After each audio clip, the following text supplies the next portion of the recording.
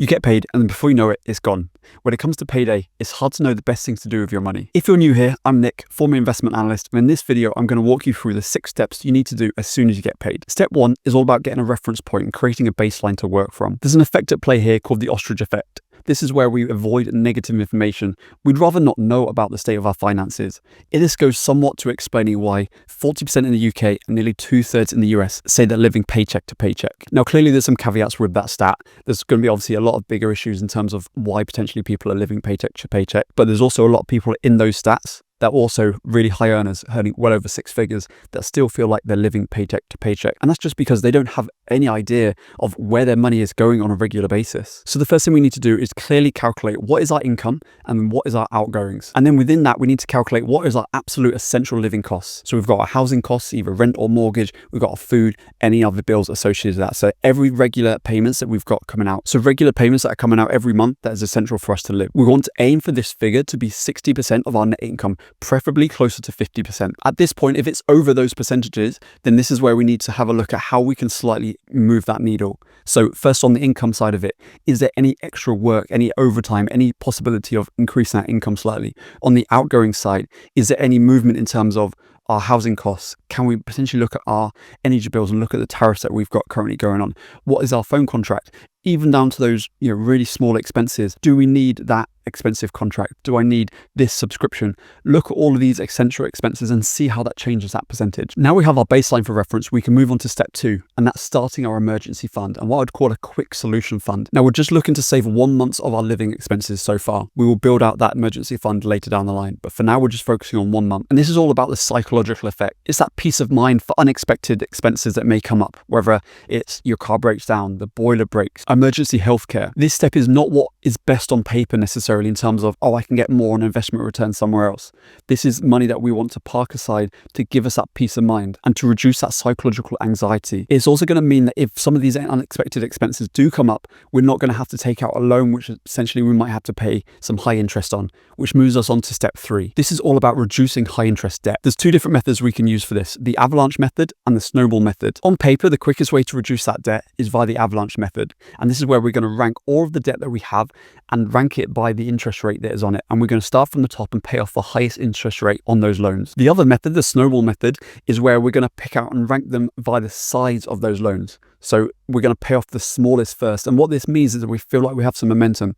So this goes back to the psychological effect of feeling like we're getting somewhere. So once we can pay off the smallest amount, we feel like, okay, we've ticked that one off, we're on to the next one, and we build up that way. By also ascertaining what interest rates you have on these loans and any debt that you have with it, you can then decide whether it's worth to save any extra money or use that money to pay off this debt. If you put that money into savings, the best you might get is around 5%. If you put it into the stock market, you're looking at about 10%. A rate I usually use is about 7 to 8%. So any debt that you have with an interest rate that's over 7 to 8%, it's worth paying that off before then looking to put that money elsewhere. So if you do already have money parked away in savings or invested in the stock market, and you still have loans and credit card debt that's accruing interest at a higher rate than that, then it's worth pulling those savings investments out and paying off that debt first. Once we've completed these first 3 steps, we can now move on to step 4 and onto the longer term plays. The first one is thinking about your pension, specifically about your workplace pension. Check with your employer if you've already been opted into your workplace pension. In the UK, this should already automatically be done for you. In other countries, it's just worth checking. Most employers will match up to a certain percentage of what you contribute into your pension. Any contributions you make to your pension are subject to tax relief at your variable rate. So by looking at the amount that you're contributing to your pension, not only will you potentially get a match from your employer, which is essentially free money from them,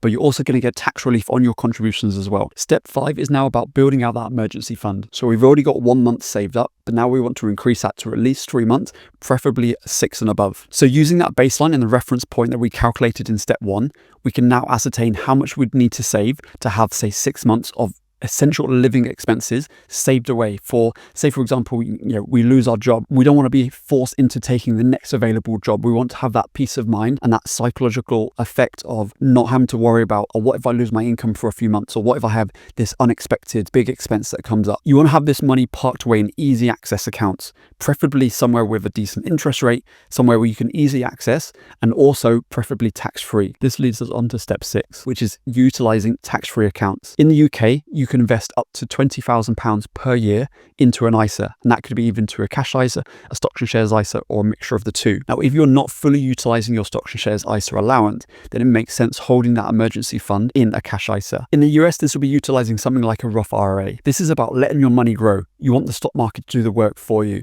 Now, you can have a bit more of a passive approach where you sit back and you just want to invest in some index funds, whether that's a global index fund. Maybe you want to pick a specific country or region. Potentially you want a bit more of a hands-on approach. Maybe you want to dabble in a little bit of picking some stocks. That's down to you, right? But the most important thing is to have that long-term approach. A few other points to note. Now, the easiest way to earn more money is either through a pay rise, applying for a higher paid job, or starting a side hustle. And this is all about investing in yourself and looking at the skills you potentially need to learn or develop in order to get that new job or to start that new business. Establish what your vision looks like. It's not just about continually earning more money and then spending more money. What do we actually want our life to look like? Do you want to be self-employed? Do you want to have your own business? Do you want to have the freedom of not having a mortgage? Or do you just want to focus on building investments for future income generation? The key with all of this is automate as much as you can. Take away any guesswork and manual decisions. There's a big opportunity cost at play here. Just like we've talked about, you have to decide what is the best use of your time. Is it spent investing in yourself, learning a new skill? Is it worth investing time in learning how the stock market works and wanting to get better returns there? Is it potentially looking into a new industry, a new type of job? You've also got to value the cost of your time in terms of doing these steps, right? So you want to automate as much as you can. You want to take away any guesswork, any manual intervention that you need to do. So when that paycheck comes in, you have it already automatically set up to, okay, this is going to go to paying off this debt. This is going to go into my savings. This is going to go into my pension. This is going into my investment account. And you don't have to think about it. It's set, right? And you're not also then going to be tempted to, oh, I'm just going to dip into this fund. I'm going to spend this because it's already done for you. You can also then separate a little bit out if you want a little bit of what I call, fun money to go and spend on presents or, holidays, vacations and trips and gifts and all that kind of thing. Have a separate pot for that, but make sure the key elements are automated. If you're manually having to do these steps each month, you're just going to create decision fatigue and then make worse decisions because of it. Thanks for watching, guys. I'll catch you in the next one.